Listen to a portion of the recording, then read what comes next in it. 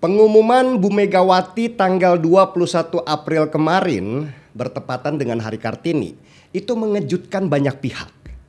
Banyak orang gak menyangka kalau Megawati akhirnya menjadikan Ganjar Pranowo sebagai calon presiden dari PDI Perjuangan.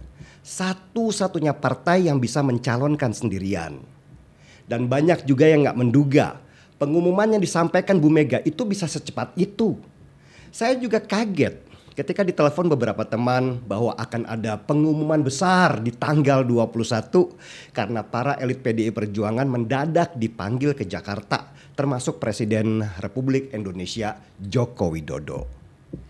Nah, di sini saya mau cerita sedikit apa yang terjadi di balik layar sebelum pencalonan Ganjar Pranowo itu. Seru dan penuh dengan strategi seperti main catur antara dua master yang sangat berpengalaman. Sejak awal, pencalonan Ganjar Pranowo ditolak oleh beberapa elit di internal PDI Perjuangan. Ini bukan karena mereka itu nggak suka secara personal sama Ganjar, tetapi karena ada perintah bahwa di tahun 2024 ini waktunya Puan Maharani untuk bersinar. Puan harus bisa jadi presiden dengan kekuatan PDI Perjuangan yang punya privilege mencalonkan tanpa harus berkoalisi dengan siapapun. Kekuatan di internal PDI Perjuangan yang ingin mencalonkan Puan Maharani begitu kuatnya sehingga mereka bisa saja menyingkirkan siapapun yang ingin melawan di dalam. Tapi banyak juga kader-kader menengah yang melawan. Salah satunya adalah FX Rudy, mantan wali kota Solo yang sangat militan kepada Ganjar Pranowo. Dan bahkan dia sempat dihajar di internal PDI Perjuangan karena simbol dari kaos yang dia berikan ke Ganjar bergambar banteng celeng. Dan isu ketidaksolidan internal PDI Perjuangan ini dimanfaatkan benar oleh Prabowo Subianto. Dia lalu mengumpulkan beberapa partai dalam payung KIB atau Koalisi Indonesia Bersatu. Prabowo ini pintar. Dia mengundang Jokowi selaku Presiden RI untuk hadir di acara dengan narasi KIB di bawah komando Jokowi. Caranya adalah dengan meminta Jokowi hadir di acara silaturahmi Partai Amanat Nasional atau PAN. Dan di acara itulah dibangun narasi-narasi kalau Jokowi lah yang membentuk KIB. Jokowi lah yang merestui KIB. Jokowi ingin melawan Megawati dengan membangun koalisi bersama KIB. Siapa coba ketua umum partai yang gak hadir di acara KIB itu? Surya Paloh sudah pasti. Dan Megawati juga tidak diundang. Itu sudah pasti. Narasi bahwa Presiden Jokowi mendukung Prabowo Subianto memang sudah disiapkan oleh Gerindra sejak lama.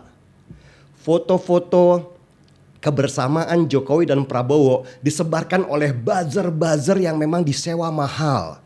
Masif banget penyebarannya sehingga mempengaruhi opini masyarakat kalau memang telunjuk Jokowi itu menuju ke arah Prabowo Subianto sebagai calon penggantinya. Dan kepopuleran Jokowi dimanipulasi dan dikapitalisasi untuk merebut para pendukung Jokowi masuk menjadi pendukung Prabowo Subianto. Kalau nanti KIB di bawah kepemimpinan Gerindra itu sudah kuat, maka ada waktunya untuk mengajak PDI Perjuangan untuk mencalonkan Puan Maharani sebagai calon wakil presidennya Prabowo. Nah, sampai di sini Prabowo merasa dia sudah di atas angin. Opini sudah terbentuk, simpati juga sudah terbangun. Tinggal satu peluru lagi harus diluncurkan, yaitu menghancurkan nama Ganjar Pranowo sebagai lawan terkuat Prabowo Subianto. Dan momentum itu datanglah lewat Piala Dunia usia 20. Sejak awal Prabowo itu sudah tahu kalau PDI Perjuangan akan menolak kedatangan Israel di Piala Dunia usia 20 karena alasan konstitusi. Ganjar Pranowo juga pasti menolak. Maka disiapkanlah proyektil ampuh untuk menghajar Ganjar. Proyektil ampuh itu datang dari seorang menteri yang nggak usahlah disebutkan namanya, yang mengurusi masalah sepak bola di Indonesia. Si menteri ini, sebut saja dengan nama samarannya, Eto, adalah satu-satunya orang yang berhubungan dengan presiden untuk masalah sepak bola. Semua urusan sepak bola, presiden itu hanya mendengar dari dia. Dan si Eto ini tahu banget tentang itu dan berusaha untuk mendapatkan keuntungan pribadi buat dirinya sendiri. Tawaran pun datang dari Prabowo. Kalau you bisa menghancurkan Ganjar Pranowo supaya surveinya anjlok, maka Eto bisa jadi calon wakil presiden yang potensial. Maka didesainlah sebuah alasan yang menghancurkan kepercayaan banyak orang terhadap PDI Perjuangan dan terutama kepada Ganjar. Alasan itu adalah FIFA membatalkan Piala Dunia usia 20 karena intervensi kepala daerah. Bukan masalah keamanan, bukan yang lain-lain, tetapi intervensi kepala daerah. Dan tentu saja telunjuk Eto itu mengarah kepada Koster dan terutama Ganjar Pranowo. Sukses besar dia. Survei Ganjar kemudian melorot dan Prabowo juga naik. Eto mendapat nama dan jadi pahlawan, dipuja-puji banyak orang yang tidak paham akar permasalahan.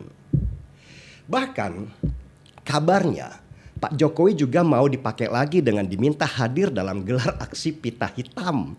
Supaya gagalnya Piala Dunia usia 20 itu jadi makin menggelora, yang berarti panggung Prabowo dan Eto ini semakin besar. Untung saja Jokowi menolak hadir. Buzzer-buzzernya Eto, buzzer-buzzernya Prabowo, ditambah dengan simpatisan Anies Baswedan, terus-menerus menggunakan isu Piala Dunia usia 20 sebagai rudal-rudal untuk menghantam Ganjar. Banyak orang dan partai-partai akhirnya berpaling dari Ganjar dan merapat ke KIB.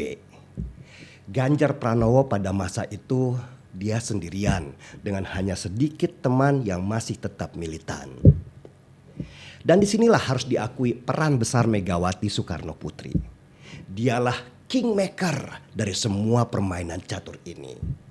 Ketika Mega sudah firm bahwa Ganjar adalah Soekarnois sejati dan bukan pemimpin yang haus kekuasaan dengan rayuan, maka Mega keluarkan senjata nuklirnya yang membuat gunjang-ganjing dunia persilatan, yaitu pengumuman kalau Ganjar Pranowo adalah calon resmi dari PDI Perjuangan. Maka kalang kabutlah Prabowo, Eto, dan partai-partai yang kemarin gabung di KIB. Prabowo bahkan sempat-sempatnya meluncur ke rumah Jokowi pada waktu Lebaran hanya untuk memastikan kepada para pendukung Jokowi kalau presiden itu masih mendukung dia. Buzzer-buzzernya Eto juga sigap dengan campaign kalau Eto paling cocok kalau dipasangkan dengan Ganjar Pranowo. KIB pecah, P3 langsung rapat ke Ganjar, PAN juga sedang bergolak. Bahkan Nasdem dikabarkan juga sedang berpikir ulang untuk calonkan Anies Baswedan.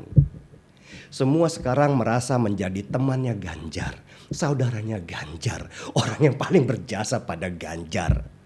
Mereka itulah orang-orang yang pada waktu Ganjar Pranowo ada di titik paling bawah ikut menginjak-injaknya untuk mendapatkan nama. Mereka hanya pencari keuntungan, bukan murni militan. Memang benar, saya jadi teringat kata-kata saudara Nabi yaitu Ali bin Abu Thalib pada waktu ditanya seseorang. Ya Ali, begitu banyak temanmu, bisakah kau tahu berapa semua jumlah mereka? Dan jawaban Ali bin Abu Thalib begitu menohok. Nanti kuhitung semua di saat aku sedang dalam kesulitan. Orang banyak bilang di dalam politik tidak ada teman sejati, yang ada hanyalah kepentingan yang abadi. Tetapi kasus Piala Dunia usia 20 ini tanpa sadar menjadi sebuah ujian bahwa teman sejati datang justru dari orang-orang yang tidak diperhitungkan. Mereka murni mendukung bukan karena cuan, bukan karena jabatan, tetapi karena punya mimpi yang sama bagaimana memperbaiki semua masalah yang ada. Sudah mulai bisa dapat gambar besarnya, sekarang kita sudah bisa angkat secangkir kopi bersama-sama.